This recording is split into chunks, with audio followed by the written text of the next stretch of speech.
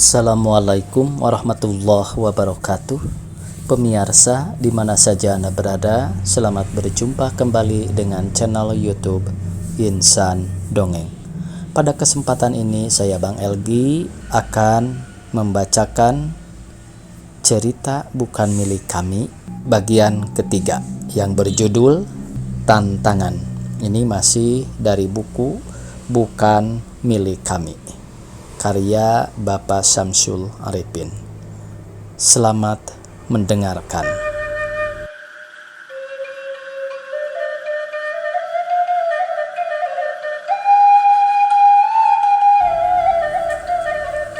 Dari luar rumah itu kelihatan sangat suram, menunjukkan bahwa kurang terurus. Dindingnya tidak lagi putih, melainkan kelabu kehitaman. Dan apabila dalam pulang liburan ini aku telah memasuki ruangannya, aku melihat jelaga bergantungan di lotengnya. Di rumah ini ibu tidak mempunyai seorang pembantu pun. Pagi-pagi ayah telah berangkat mengajar di sekolah dasar negeri yang jaraknya dari rumah kurang lebih 8 atau 9 kilometer. Dengan jalan yang berbatu-batu, menanjak dan menurun, sehingga walaupun ayah pergi dengan sepeda, dalam perjalanan ia tidak selalu dapat dinaikinya. Pada jalanan yang menanjak dan berbatu, sepeda harus dituntun. Dan setiap bepergian ayah harus selalu membawa pompa karena ban sepedanya muka belakang sudah sangat tua, sehingga seringkali kempes walaupun sudah diusahakan penambalannya. Dua orang adikku lelaki berada di kota D, juga masih belajar, dan seorang adikku perempuan yang baru duduk di kelas 2 SMP. Naik sepeda pulang pergi ke sekolah di kota antara 6-7 kilometer. Pagi-pagi pukul 6 lewat seperempat ia sudah berangkat, hampir bersamaan dengan keberangkatan ayah ke tempatnya mengajar di kaki pegunungan sebelah utara. Dan hampir pukul 2 siang baru mereka tiba kembali dalam keadaan payah karena panas, haus, dan lapar. Ibu yang kelihatan lebih tua dari usia sesungguhnya karena tubuhnya yang sangat kurus seperti pohon kates itu dalam keadaan sakit. 2 jempol kakinya luka dan luka itu sudah parah, kukunya hampir lepas. Menurut ibu, luka di jempol kakinya tidak pernah mendapat pengobatan secara lain, melainkan sesekali diobati sendiri dengan obat-obatan seadanya, daun-daunan, mengikuti petunjuk dukun atau orang-orang yang memberi petunjuk berdasarkan pengalaman yang mungkin kurang dapat dipertanggungjawabkan. Aku tidak mengerti mengapa ayah tidak mengusahakan pengobatan penyakit ibu dengan membawanya ke dokter atau ke rumah sakit. Apakah karena ayah sehari-hari terlampau sibuk memikirkan sekolah, murid-murid atau pekerjaan lainnya? Barangkali ayah terlampau tunduk atau setia atau tekun menjalankan tugas yang dipikulkan kepadanya, walaupun hak-haknya sebagai seorang guru pegawai negeri kerap kali kurang diperhatikan oleh pemerintah. Gaji sering terlambat dan sangat tidak cukup untuk membiayai hidup keluarga sebulan. Tapi apakah kedisiplinan terhadap tugas sebagai seorang pegawai negeri, betapapun beratnya, akan begitu saja melalaikan tugas dan tanggung jawabnya di dalam keluarga? Apakah karena kesibukan tugas-tugas di sekolah, lalu demikian saja tidak mengetahui atau pura-pura tidak mengetahui bahwa salah seorang anggota rumah tangganya sedang menderita sakit parah? Dan si sakit itu bukanlah seorang anak pungut, bukan pula seorang pemilih jauh yang mungkin kebetulan tinggal serumah dengan ayah ibu, dan bukan pula seorang pembantu. Bahkan walaupun si sakit yang menderita itu salah seorang di antara mereka, semestinya lah ayah sebagai kepala keluarga memberikan perhatian dan simpatinya. Apa pula si sakit itu adalah seorang soko guru rumah tangga kami, ibu kami, dan lebih dari itu, aku yakin benar ia adalah istri ayah satu-satunya. Hatiku sedih sesekali, ada keinginanku untuk meminta kepada ayah agar ibu dibawa ke dokter di kota. Tapi setiap kali keinginan demikian timbul, setiap kali pula tertahan karena sikap ayah yang pendiam dan sedikit pun tidak bersikap ramah kepadaku serta adik-adik. Barangkali itu sudah menjadi sifat dan pembawaannya. Walaupun kami sudah demikian lama tidak berjumpa, Sekali berjumpa seyogianya akan berlangsung percakapan yang ramai dan akrab. Tapi tidak demikian yang terjadi antara ayah dengan aku atau adik-adik. Pada pertemuan pertama, paling-paling ayah cuma bertanya, "Dengan siapa kau pulang?" Atau, "Berapa hari liburmu? Ujianmu sudah selesai?" Itu saja, kemudian ayah tidak menanyakan apa-apa lagi. Dan karena sikap ayah yang demikian, aku berusaha untuk berbicara banyak dengan ibu. Hampir selalu ku ikuti di mana ibu berada, di dapur, di rumah, di serambi, atau di pekarangan rumah. Meskipun luka di jempol kaki parah, masih saja ibu melakukan pekerjaan sehari-hari, memasak, mencuci, menyapu halaman, atau pekerjaan lain yang sempat dikerjakannya. Aku dapat memastikan bahwa luka itu sangat sakit, tapi ibu seolah-olah tidak merasakannya. Baru pada malam hari apabila ibu mulai berbaring untuk tidur, kerap kali terdengar suara ibu mengaduh dan mengeluh karena luka di kakinya. Dan setiap kali aku menangkap keluhan ibu, setiap kali pula hatiku merasa terenyuh. Seolah-olah luka di kaki ibu telah membuat luka pula di hatiku. Dan suara ibu mengaduh itu adalah suaraku sendiri. Keluhan itu menggelisahkan aku. Aku ingat beberapa waktu yang lampau seorang perempuan ditinggal mati oleh suaminya. Ia tinggal berdua dengan anak perempuannya, Mbok Ti. Perempuan itu juga menderita luka di jempol kakinya. Berbulan-bulan penyakit itu tidak sembuh-sembuh, bahkan bertambah parah karena cuma diobati dengan sejenis daun-daunan pula, menurut petunjuk orang. Luka itu merambat ke jari lain di dekatnya dan makin meluas. Mungkin putus asa memikirkan penyakitnya yang parah, atau karena tidak tahan menanggung rasa sakit, pada suatu hari ia dijumpai mati gantung diri dalam rumahnya. Peristiwa yang terjadi belasan tahun itu selama ini tidak pernah terlintas dalam pikiran. Tapi sekarang ia seperti merangkak-rangkak dalam ingatan, dan kukunya yang runcing meremas-remas benak dan hatiku. Kecemasan akan nasib ibu menguasai hari dan pikiranku. Mungkinkah ibu akan mengalami nasib semacam perempuan itu?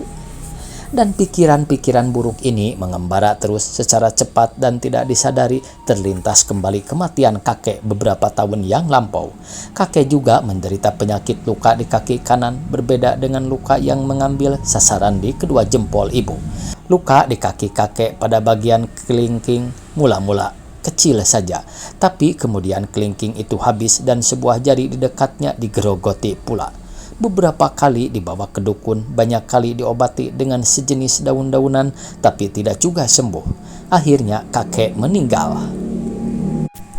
Keluarga kami yakin bahwa penyakit itu cuma sebagai lantaran belaka, sebab kematian itu pada hakikatnya Tuhan jua yang menentukan. Tapi ada keyakinan lain bahwa penyakit kakek adalah sebab utama dari kematian itu. Penyakit yang parah itu telah mempercepat proses datangnya kematian itu. Seandainya luka di kaki itu mendapat pengobatan yang baik dari seorang dokter, misalnya, barangkali tidak akan secepat itu dia meninggal, walaupun usia kakek saat itu kira-kira 72 tahun. Orang-orang di kampung itu mempunyai anggapan bahwa luka di kaki dan mengenai kuku memang susah dapat disembuhkan, bahkan tidak bisa disembuhkan menurut mereka. Kecemasan makin mengacaukan perasaan dan pikiranku. Ibu adalah anak kakek. Kedua orang ini menderita penyakit yang sama, walaupun waktu dan tempat sasarannya berbeda. Yang seorang telah menemui ajalnya, mungkin yang lain juga akan mengalami demikian. Mungkinkah ibu akan mengalami nasib yang sama? Malam itu aku tidak bisa tidur. Suara-suara ibu mengaduh sesekali terdengar. Suara itu menyergapku dan menikam-nikam jantungku. Dalam kesenyapan malam di kampung itu, rongga dadaku seolah-olah demikian gaduh. Aku ingin malam segera berakhir dan siang cepat datang. Aku harus segera mengambil tindakan yang perlu untuk melayani anggapan-anggapan dan kepercayaan-kepercayaan orang di kampung ini yang berhubungan dengan penyakit itu. Pagi-pagi ketika ibu dan aku duduk-duduk minum kopi di dapur, aku berkata kepada ibu, "Sakit ibu nampaknya parah. Rasanya begitu. Itu harus dibawa ke dokter agar segera sembuh." Ibu tidak menjawab, cuma memandangi kedua jempol kakinya. Biarlah aku obati sendiri, nanti kan sembuh. Akhirnya ibu berkata. Sudah berapa lama ibu obati sendiri, tapi tidak juga sembuh, malah tambah parah juga.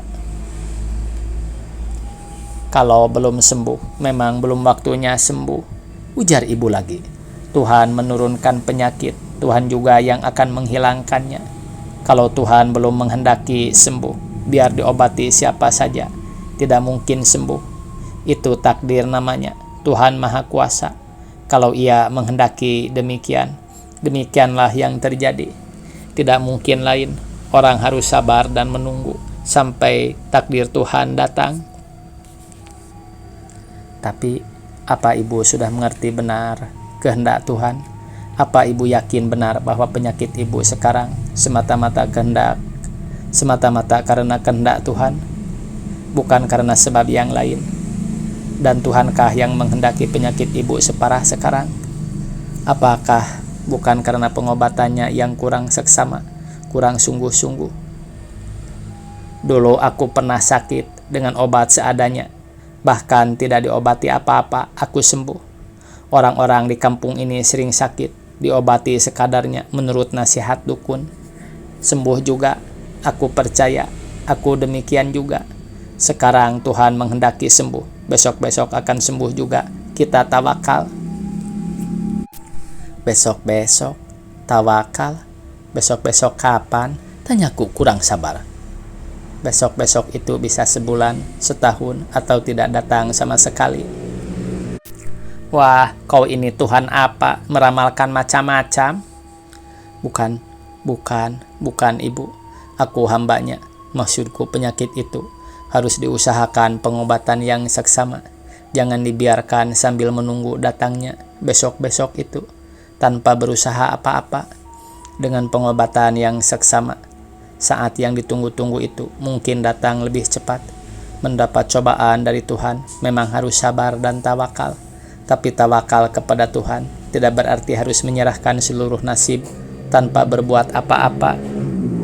Berusaha secara sungguh-sungguh dulu, baru menyerahkan diri kepadanya. Aku berhenti, ibu juga diam. Barangkali apa yang kukatakan ini mulai memasuki pikirannya. Dan yang paling kuharapkan ialah mudah-mudahan ibu tidak salah terima akan maksud baikku. Entahlah. Kemudian ibu memulai lagi. Kau ingat dulu, Ki Halil almarhum di selatan itu. Dia menderita sakit lama sekali, diobati sendiri sambil berdoa memohon kesembuhan. Pada suatu hari datang seorang sahabatnya dari kota dan menyuruh kepada keluarga Ki Halil agar dia dibawa ke rumah sakit. Katanya, di sana ada dokter yang menjamin sembuhnya penyakit itu. Tapi sesudah 5 hari dirawat di rumah sakit, dia diantar pulang dengan motor putih. Keluarganya menyesal sekali karena telah menuruti omongan orang kota itu. Kalau tetap dirawat sendiri, barangkali sudah sehat kembali. Aku ingat pada Ki Halil di kampung, terutama di kampung yang jauh. Dia terkenal sebagai tukang mengobati orang sakit, tukang mendamaikan perselisihan dengan cara mengasorkan musuh orang yang datang kepadanya, mengusahakan jodoh bagi perawan-perawan tua, membikin benci seorang istri kepada si suami, atau sebaliknya, dan banyak macam perbuatan yang lain. Hampir setiap hari berdatangan orang dari jauh untuk meminta sesuatu kepada Ki Halil. Dan kedatangannya tentu membawa apa-apa, beberapa bungkus rokok, beberapa kilo gula kopi, kue-kue, di samping juga menyerahkan uang. Begitu pekerjaannya sehari-hari. Suatu ketika dia jatuh sakit, makin lama makin parah, dia sendiri tidak bisa menyembuhkannya. Sesudah kira-kira 2 bulan sakit, atas petunjuk kenalannya orang dari kota, dia dibawa ke rumah sakit. 5 hari kemudian dia pulang sudah berwujud mayat. Tapi aku yakin bahwa kematiannya bukan karena dia dirawat di rumah sakit atau dokter yang menyebabkan kematiannya, melainkan penyakit itu terlambat diobati. Dan sekarang kejadian itu dijadikan alasan oleh ibu untuk mempertahankan pendiriannya. Tapi itu cuma satu kejadian saja, ibu. Ibu lihat sendiri berapa banyak orang sakit di kampung ini akhirnya meninggal karena tidak mendapat pengobatan yang baik. Ibu tentu masih ingat Mbok Ti yang malang itu. Kita masih ingat betapa nasib kakek akhirnya karena kakek selalu menolak untuk dibawa ke dokter. Pengalaman semacam ini perlu dikaji. Aku yakin penyakit ibu akan lekas sembuh kalau diperiksakan kepada dokter. Mari kita coba. Kalau pengobatan dokter nanti tidak juga bisa mempan, kita usahakan pengobatan lain. Selama ini sakit, ibu diobati menurut petunjuk dukun, petunjuk orang-orang lain, atau diobati menurut kemauan ibu sendiri. Hasilnya tidak ada, malahan lebih parah. Mari kita coba ke dokter sekarang. Ibu cuma diam, tidak memandang kepadaku, tidak mengatakan sesuatu sehingga aku sangsi. Apakah ibu dengar apa yang kukatakan ini? Ibu cuma memandang ke bawah yang dengan mudah dapat menangkap luka kedua jempol kakinya yang diselonjorkan. Mungkin juga apa yang kukatakan tadi ibu dengar, dan dengan diamnya ini ibu sedang memikirkan apa yang hendak ia lakukan. Aku meneguk kopiku di cangkir untuk mengisi kekosongan pembicaraan. Karena ibu masih juga diam, aku berkata melanjutkan. Tuhan menciptakan sesuatu selalu berpasang-pasangan, siang malam, lelaki perempuan, barat dan timur. Ada penyakit, tentu ada pula obatnya. Tapi kita tidak tahu obat yang cocok dan bisa menyembuhkan sesuatu penyakit. Dokter dengan ilmunya dapat memberikan obat untuk sesuatu jenis penyakit. Karena itu, coba kita ke dokter. Mungkin obat dan pemeriksaan merupakan pasangan yang tepat yang dapat menyembuhkan penyakit ibu. Aku berhenti berbicara, mencari sesuatu di wajah ibu yang juga masih tertunduk sebagai tadi. Sesuatu itu ialah pengertian, kesadaran, dan keinsapan bahwa apa yang kukatakan adalah benar, dan karenanya seyogianya dilaksanakan. Tapi sedemikian teliti usahaku mencari sesuatu di wajah ibu belum kujumpai. Wajah ibu masih juga menampilkan keraguan dan kebimbangan hati. Tapi dalam hatiku tidak terlintas kebimbangan sedikit pun. Aku yakin itikadku benar dan luhur. Aku harus segera bertindak. Pengobatan penyakit itu tidak mungkin ditangguhkan lama-lama. Penangguhan berarti penambahan derita ibu, dan keraguan yang kini menguasai perasaan ibu harus cepat dilenyapkan. Karena seringkali keraguan hanya melahirkan perasaan sesal. Ibu masih juga berdiam diri. Orang tua-tua mengatakan bahwa sikap diamnya perempuan biasanya menunjukkan kesediaan hatinya untuk menerima sesuatu yang diusulkan kepadanya. Barangkali ibu juga demikian. Nanti sore kita ke dokter, ujarku memberanikan diri tapi dengan nada memohon. Ibu tidak segera memberi reaksi. Aku diam menanti. Kemudian, sore-sore buka? Ibu bertanya dengan suara masih menyimpan keraguan hati. Tapi dengan pertanyaan ini aku berkesimpulan bahwa ibu tidak menolak usulku. Perasaan gembira melompat-lompat di dadaku walaupun hasil yang nyata belum terlihat. Di rumahnya di Jalan Mawar setiap sore selalu buka, kecuali Sabtu dan Minggu. Pagi kerja pada pemerintah di rumah sakit, sorenya usaha sendiri. Bedanya apa? Sore hari pemeriksaannya lebih teliti. Dokter yang sama. Cuma ongkos pemeriksaan sore jauh lebih mahal, sedang pada pagi hari mungkin cuma bayar ongkos pendaftaran. Besok pagi saja kalau begitu ke rumah sakit, kalau di sana lebih murah. Tapi pemeriksaannya tidak teliti dan kadang-kadang obatnya tidak ada. Berobat di rumah dokter, kau bilang mahal. Sekarang aku tidak punya persediaan uang. Aku tidak menjawab. Ibu juga diam dan kembali pandangannya merenungi kedua jempol kakinya. Ucapan ibu yang akhir ini membuat aku juga terdiam. Hatiku sedih memikirkan keadaan ini. Kalau saja sekolahku sudah dapat kerja pula, barangkali aku mempunyai simpanan sedikit-sedikit yang dapat kupakai untuk keperluan ini. Gaji ayah tak dapat diharapkan, jangankan untuk ongkos ke dokter, untuk biaya kehidupan kami sekeluarga saja paling-paling cuma cukup untuk seminggu atau 10 hari. Mungkinkah persoalan keuangan ini pula yang menyebabkan ayah tidak berusaha untuk memeriksakan penyakit ibu ke dokter? Benakku seolah berputar mencari jalan untuk mengatasi persoalan ini. Hingga kini aku berusaha untuk memberi pengertian, kesadaran, dan keyakinan kepada ibu, kepada siapa semestinya memeriksa dan mengobatkan penyakit dengan sebaik-baiknya dan dapat dipertanggungjawabkan. Dan setelah ibu mulai memahami dan menyadarinya, sekarang terantuk kepada persoalan lain yang sesungguhnya merupakan syarat pokok untuk melaksanakan sesuatu usaha ini. Akhirnya diambil suatu keputusan untuk biaya ke dokter. Sore nanti kami akan minta bantuan seorang tetangga untuk menjualkan setengah lusin piring, setengah lusin cangkir tutup, dan sebuah baki ke pasar Rombeng. Pecah belah ini dibeli oleh ibu dengan kelebihan gaji ayah pada zaman Belanda dulu sebagai seorang guru desa ketika itu. Gaji cuma Rp22,50. Tapi dengan jumlah itu amat cukup untuk biaya hidup sebulan, bahkan sesekali ibu dapat membeli barang-barang perabot rumah tangga. Dan sekarang sebagian barang-barang itu terpaksa dirombengkan apabila ada kebutuhan yang mendesak. Dan ayah menyetujui pula rencana-rencana kami ini.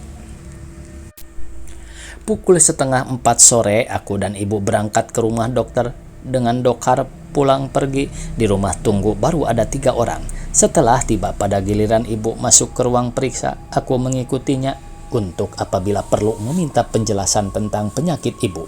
Ibu diperiksa dengan teliti, kemudian dokter mengambil alat suntik. Selesai menyuntik, dokter kembali ke meja menulis resep, memanggil seseorang. Seorang perempuan muncul di pintu ke ruang dalam, menerima resep dan menyuruh kami menunggu di luar. Sebelum kami meninggalkan ruang periksa, dokter mengatakan bahwa kaki ibu harus dioperasi. Pernyataan dokter ini mengejutkan aku. Barangkali ia melihat di mukaku sesuatu yang sedang berlangsung dalam batinku. Bagaimana? Dokter bertanya meminta persetujuanku. Aku berpikir barangkali tidak ada alasan lain pula bagiku untuk tidak menyetujuinya apabila aku menghendaki penyakit ibu sembuh. Baiklah, kalau memang harus begitu, berkata aku kepada dokter. Bila mana? Besok pagi? Di sini, dok? Tidak, di rumah sakit.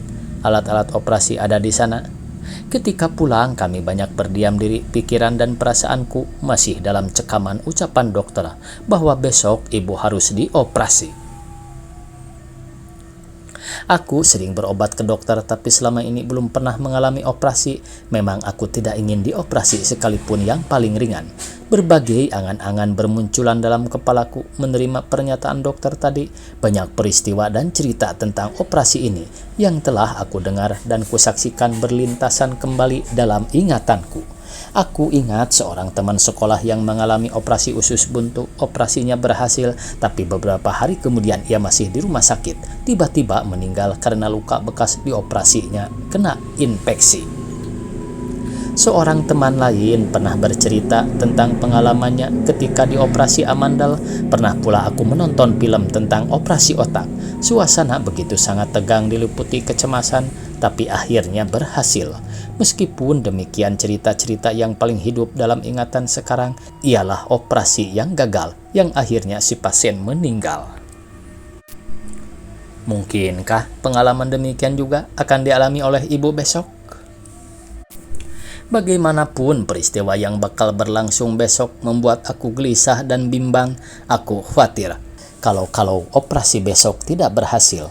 Aku tidak tahu pasti apa yang akan kulakukan seandainya aku sendiri yang akan menjalani operasi. Barangkali aku menolak dan lebih suka menerima pengobatan secara biasa, walaupun agak lama sembuhnya. Dan sesungguhnya hati kecilku tadi menolak kehendak dokter. Oleh pertimbangan sesaat, aku menyetujuinya. Atau barangkali itu memang harus kusetujui, sebab kalau tidak, aku khawatir penyakit ibu tidak akan sembuh. Dan apabila demikian yang terjadi, ibu serta orang-orang di rumah pasti akan mengembalikan persoalan ini kepadaku. Pukul 8 pagi kami sudah menunggu di serambi ruang operasi di Rumah Sakit Umum Kota B. Aku bertanya kepada seorang juru rawat yang kebetulan lewat, "Apakah dokter Koas sudah datang?" Ia menjawab bahwa dokter sedang melakukan operasi. Aku menoleh kepada ibu mencari sesuatu di wajahnya. Takutkah ibu? Cemaskah atau gelisah? Mataku tidak menangkap isyarat apapun. Ibu tenang-tenang belaka duduk di bangku panjang di sebelahku, tapi ibu memang suka menyembunyikan perasaan-perasaan hatinya. Pintu dibuka seorang wanita, atau barangkali lebih tepat disebut seorang gadis karena perawakannya dan usianya. Muncul dengan lengan kiri diperban, kemudian muncul pula Dokter Koas berwajah tenang dan muda, memanggil ibu masuk. Sebuah noda merah tampak pada bagian dada kemeja kerjanya yang putih, barangkali setetes darah pasien yang dioperasi tadi. Selama aku tinggal di luar kira-kira 3/4 jam, hatiku selalu gelisah. Sekali aku duduk di bangku, tapi tidak disadari segera pula aku bangkit, berjalan mondar-mandir di serambi ruang dengan mulut menggumamkan doa. Semoga operasi ibu berhasil baik. Dalam keadaan batin gelisah begini, sesekali melintas pikiran-pikiran baik yang mencoba mengurangi ketegangan perasaan ini. Operasi ringan saja. Tidak perlu khawatir, tapi pikiran-pikiran ini dapat ditaklukkan oleh emosi yang meluap, dan akhirnya kegelisahanlah yang menguasai situasi. Ibu muncul dari pintu yang terbuka diikuti oleh dokter yang mengatakan supaya besok sore ibu dibawa ke rumahnya kembali untuk pengobatan selanjutnya. "Berapa, dokter?" aku bertanya sambil memasukkan tangan ke saku baju. Tidak, besok saja." Aku mengangguk mengerti, lalu meninggalkan dokter di pintu. Kedua jempol kaki ibu dibalut tebal sehingga sandal yang dipakainya sesak. Aku mengikuti ibu dengan langkah-langkahnya yang biasa walaupun baru selesai dioperasi. Kegelisahan mulai mereda dalam dadaku. Di atas dokar di jalan pulang, aku bertanya kepada ibu, diapakan kaki ibu? "Kukunya dicabut," jawab ibu. Sakit sekali," ujar ibu menambah. "Kalau tidak karena malu sudah dewasa, aku menangis dan menjerit tadi." Aku melihat ibu menggosok-gosok kedua matanya dengan sebuah selendang. "Kalau aku tahu akan begini, aku tak mau berobat ke dokter," kata ibu lagi. Aku juga tidak tahu, dokter tidak mengatakan apa-apa kemarin, dia cuma bilang kaki ibu dioperasi. Ibu diam, derak-derak roda dokar serta langkah-langkah kaki kuda mengisi kekosongan.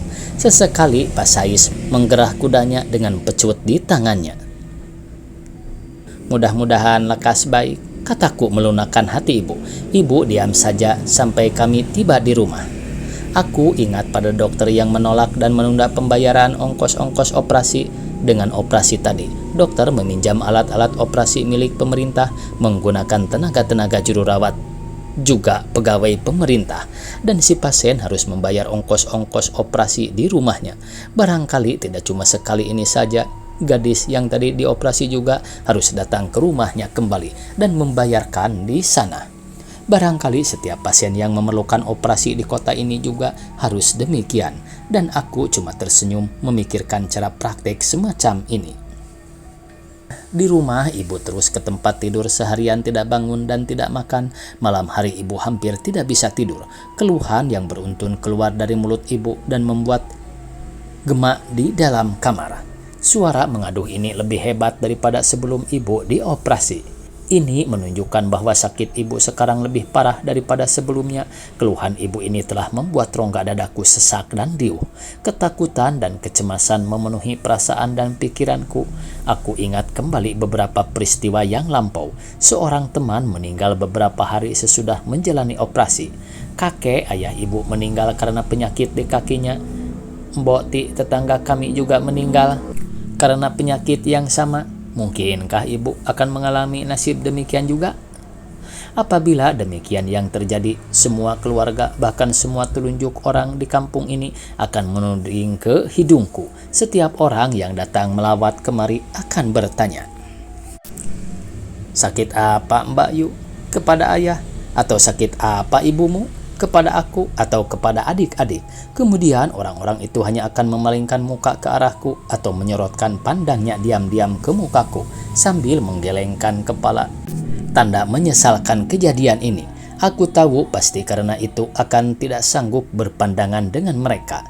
Jelas karena perbuatanku, karena kehendakkulah, maka keadaan ibu demikian. Semua orang akan menuduh bahwa aku secara tidak langsung telah membunuh ibu, atau setidak-tidaknya telah mempercepat kematian ibu. Karena perbuatanku sendiri, kami menjadi piatu dan ayah menjadi duda. Alangkah sedihnya adik-adikku yang kini masih kecil dari sangat membutuhkan percikan dan siraman kasih ibu. Dan lebih dari itu, apabila demikian yang terjadi, makin jauhlah cita-citaku untuk membawa masyarakat kampung ini dari cara-cara dan praktik-praktik yang kurang dapat dipertanggungjawabkan ke praktik-praktik yang lebih menjamin kesejahteraan mereka. Berarti cita-citaku kali ini telah mengalami kegagalan, dan semua orang di sini akan kembali berobat kepada dukun sambil menunggu dan terus menunggu datangnya takdir tanpa berusaha sebaik-baiknya semaksimal-maksimalnya. Pada tengah malam aku sembahyang tahajud, mengaji dan berdoa. Aku memohon kepada Tuhan, semoga ibuku selamat. Sembuhkanlah penyakit ibu, dan kalau engkau memang menghendaki ibu kembali ke sampingmu, ya Allah, aku meminta hendaknya janganlah sekarang. Janganlah pengertian, kesadaran, dan keberanian ibu berobat ke dokter ini menjadi sebab kematian ibu. Sebab sesungguhnya lah pengertian, keinsapan, dan keberanian ini apabila berhasil akan melahirkan banyak pengertian, kesadaran, dan keberanian lain dari masyarakat kampung di tanah air kami ini. Karena itu, ya Tuhanku, aku memohon semoga Engkau sudi memberi kesehatan kembali kepada ibu. Semoga Engkau memperkenalkan permohonan kami. Tamat pemirsa cerpen yang berjudul Tantangan. Semoga esok kita bisa berjumpa kembali. Billahi taufiq wal hidayah. Wassalamualaikum warahmatullahi wabarakatuh.